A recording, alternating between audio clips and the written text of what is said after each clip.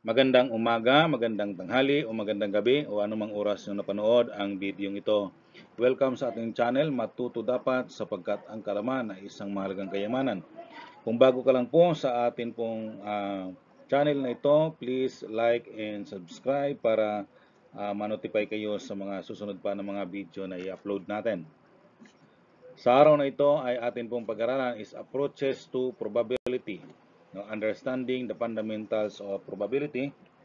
And so mayroong different approach how to solve probability problems. Okay, illustration. So this is our previous example, and we have the 325 employees of a factory. So they are categorized based on the two-way classification table. SHS graduate and the college graduate, wherein ang SHS ay 125, ang college graduate ay 200. And then based on their civil status, they are single, married, and widow. So a total of 325 employees.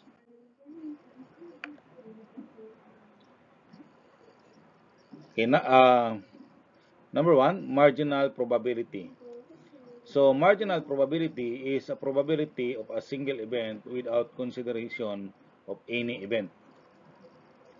This is also called simple probability. Ibig sabihin, ang marginal probability, yung probability niya ay does not considered doon sa iba o hindi po nakaapekto doon sa ibang event, no?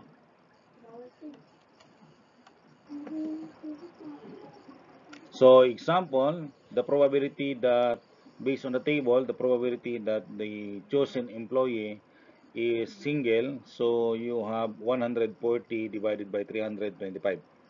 So 100 kasi ang ating single po ay 140. The total employees are 325. So reduce natin into lowest form, 28 over 65. So pwede rin natin siyang i-decimal form, no? Pero yan kasi ay medyo mahaba, no? Para to be exact, so that is 28 over 65. The probability that they are married, so that is 165 total po sa married over 325 or 33 divided by 65, yun po yung lowest term natin. Okay? Tapos, probability that it is a widow, then we have 20 over 325 or 4 over 65. Okay? Probability that it is an SHS graduate, so 125 over 325 or 5 over 13. And the probability that an employee is a college graduate, so 200 over 325 or 8 over 13. So ito po yung ating example ng marginal probability. Conditional probability. Conditional probability that an event is a probability that an event will occur given that another event has already occurred. So if A and B are two events, then the conditional probability of A is written as the probability of A given B. So yun, when B is already occurred. So example, compute the following probability. No, doon po tayo sa ating previous example, no, yung ating table. Probability that it is an employee is married given that yan ay college graduate. Ibig sabihin, nabunot na natin. For example, dinodraw natin, gumawa tayo ng isang pangalan, and nabunot natin na yun ay college graduate. Okay, so what is the probability that it is married? Letter B, given it is single, so what is the probability that it is a senior high school graduate given it is single? Okay? So, letter A, ang college graduate natin ay mayroon po tayong 200 college graduate. So, what is the probability that it is married? So, dito po, makukuha natin, okay, so married natin ay 113. Yan. So, yun po yung intersection between the civil status, no, of an employee and the college graduate. Yan. Okay? So, 113 over 200. Probability that it is a senior high school graduate given a single. So, ang single po natin ay 140. Okay, so what is the probability na it is an SHS graduate? Okay, so that is 65 over 140 o 13 over 28. So, ganun po pagkuha natin conditional probability. No? Mutually exclusive event. This event These are events that cannot occur together. So, such events do not have any common outcomes. So, walang common outcome. So, ibig sabihin, mutually exclusive po yan. Or hindi, yung dalawang event ay hindi po magsabay. No? Hindi magsabay. Okay. Consider the following events for one roll of a dice. Okay. Letter A, an event that an odd number is observed. Okay, 1, 3, 5. B, an even number is observed. No, 2, 4, 6. Ang C naman ay a number greater than 3 is observed. So, ito yung mga different event. A, B, and C. So, we have now the Venn diagram here. So, sa una, sa Venn diagram natin, okay, mutually exclusive event ng A and B. Okay? Kasi, wala po silang common. Okay? Wala silang common. Dito naman sa isa, okay, A and C, there's mutually non-exclusive events, A and C. Kasi si A and C mayroong common which is 5. So halimbawa, si 5 ang nabunot, so ibig sabihin odd number, the same time, greater than 3. No? So, yun po yung mutually exclusive. Pag mutually exclusive, walang common. No? Yung dalawang event, walang common doon. Pero kung non-exclusive, may common po sila. Okay. Roman numeral number 4. Independent and dependent event. Okay. So, ang independent, if the occurrence of one event does not affect the probability of the occurrence of the other, meaning A and B are independent event if either the probability of A given B, so kahit pa tapos na si B nabunot, and then the probability of A, so probability of A pa rin. So, or probability of B given A, so nabunot na si A, and that is, yun pa rin ay probability ni B. So, ibig sabihin, yung probability ni A at saka probability ni B ay parehas lang. Or, masabi natin na hindi siya nakadepende doon sa A, no? Example, drawing a ball from a box. A sub 1 is drawing the first ball. A sub 2 drawing the second ball after replacing the first. Okay, so ibig sabihin, nabunot mo na yung bola, okay, nakuha mo na, for example, kulay red. Tapos, pinalitan mo lang din ng kulay red doon. So, pag bunot mo ng pangalawang bola, so yung probability noon ay parehas lang. Or, hindi po siya nakadepende doon sa pagbunot ng unang bola. Okay, example.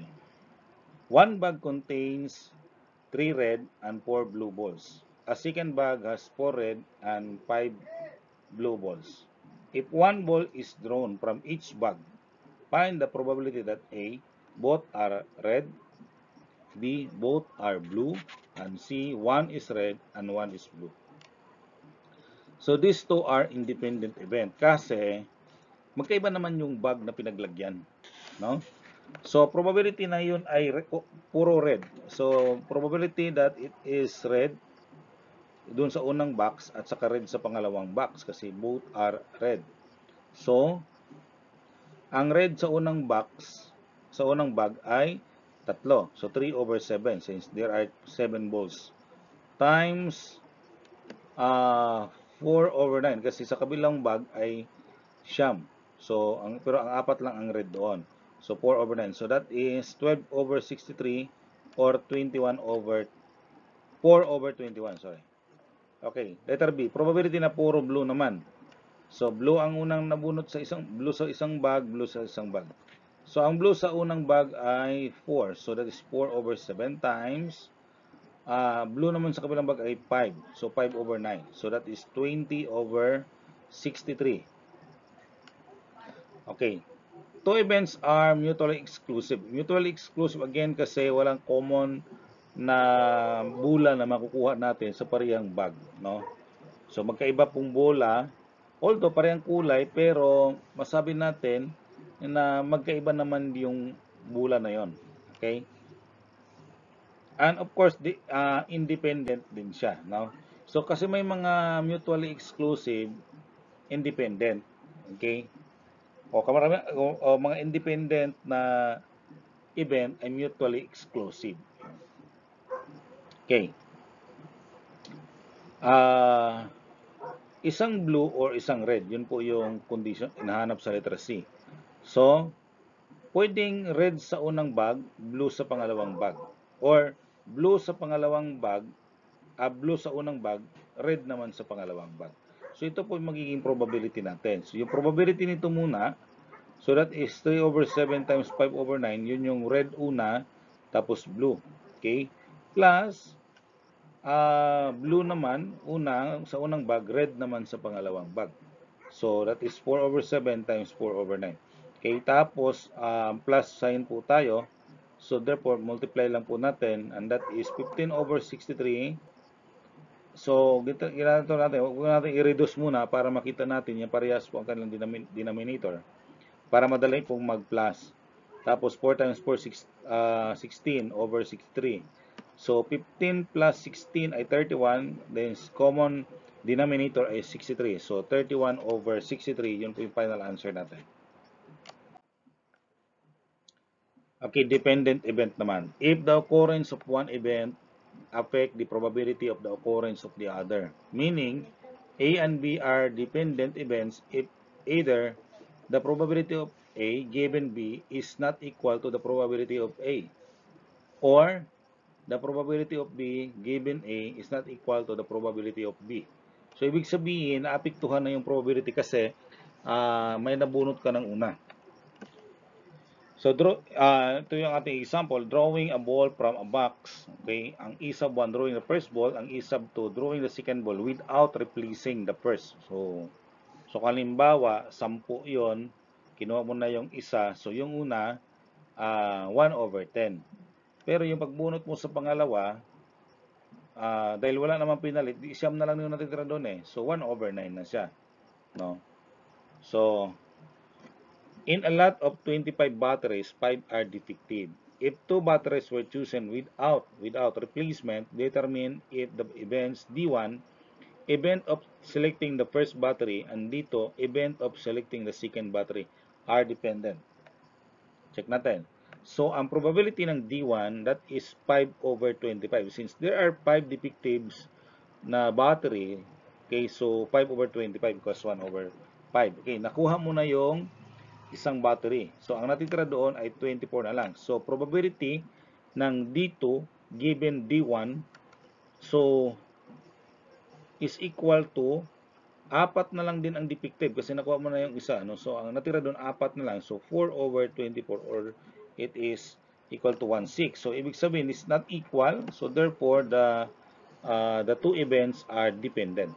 Okay?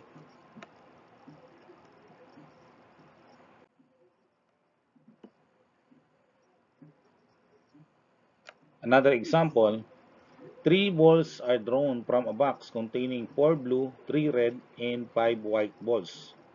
Okay, determine the probability that they are in order, blue, red, and white.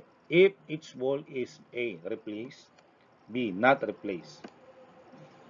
So, event are independent kasi una replace po tayo, pinalitan natin. So, the probability of B times the probability ng red and the probability ng white. So, since 4 ang blue, so 4 over 12, times ang red natin 3 over 12 kasi pinalitan mo, nag-replace eh. Pagkatapos ng bunot yung isang bola, pinalitan. So binalik lang or pinalitan, so naging 12 pa rin. Okay, so 3 over 12 tapos times 5 over 12 kasi 5 white balls and then nagpalit lang naman, pinalitan lang. So ganun po ang nangyari. So 4 times 3 times 5 divided by 12 times 12 times 12. The answer is 5 over 144. So pwede pong gagawin mo, multiply mo muna yung dalawa, 4 times 3 ay 12, cancel mo dito sa isa. So, matitira mo lang ay 5. Tapos, 12 times 12 ay 144. Okay? So, yun po yung kapag pinalitan, no? Ito namang isa ay dependent, no? Probability ng blue times the probability ng red given blue. Ibig sabihin, nakuha na si blue. Tapos, probability ng white given that blue and red has already done or nangyari na. Okay? Kaya makita po natin na 4 over 12 sa blue. Dahil nga hindi naman ni-replace, so pagkuha kay red, 3 over 11 na lang kasi 11 na lang yung bula doon. Tapos, pagkuha kay white ay 10 na lang yung bula. No? Kasi hindi naman pinapalitan nung pagkatapos kinuha yung dalawa. So, style dito, pwede rin using the calculator. Pero ang ginawa ko ay 4 times 3, that is 12, divide 12. So, cancel na. Maka-cancel mo na to. So, mangyayari 5 over 10, 11 times 10 ay 110. So, that is 1 over 22. Okay? Okay, complementary events. A prime, read as A prime or A complement, is an event that include all the outcomes for an experiment that are not included in event A. So, si A prime, event din yan doon, pero posibleng hindi siya binilang as part of the event, no, ni A. Okay? So, sa labas siya, pero isang experiment din yan na nagawa. Kaya, so, the sum of these two complementary events is probability ng A plus the probability ng A prime is 1. Okay? Example. In a lot of 15 washing machines, 5 are defective. If one machine is chosen, what are the two complementary events in this experiment and what are their probabilities? So, let's say, ang A natin ay machine is not defective. Ang B ang A complement ay machine is defective or yung washing machine, no? So therefore, dahil ang machine defective A prime, so 5 po ang A prime tapos ang A natin ay 10. So the probability ng A ay 10 over 15 or 2/3. Ang probability naman ng A prime ay 5 over 15 or 1/3. Pwede rin na mag 1 minus ka doon, no? Depende rin naman kung gusto mo, halimbawa, para makuha mo si E prime, probability ng E prime, 1 minus probability ng A. So, 1 minus 2/3 is 1/3 pa rin. So, depende kung saan mas komportable ka. Yung iba kasi, nag 1 minus sila doon sa unang probability. Okay, but it is the same. Alright, so this is your activity to answer. So, try to answer this in your notes o sa papel ba ninyo. Pwede kayo manghingi ng tulong sa mga may alam sa probability computations. Okay, para ma-assist kayo. Alright, so maraming salamat sa inyong panonood at salamat sa pagtangkilik sa ating YouTube channel. Naway patuloy nyo itong panoorin at ibahagi din sa iba para may matutunan din sila. I hope you learn also from this video lesson. Maraming salamat. God bless.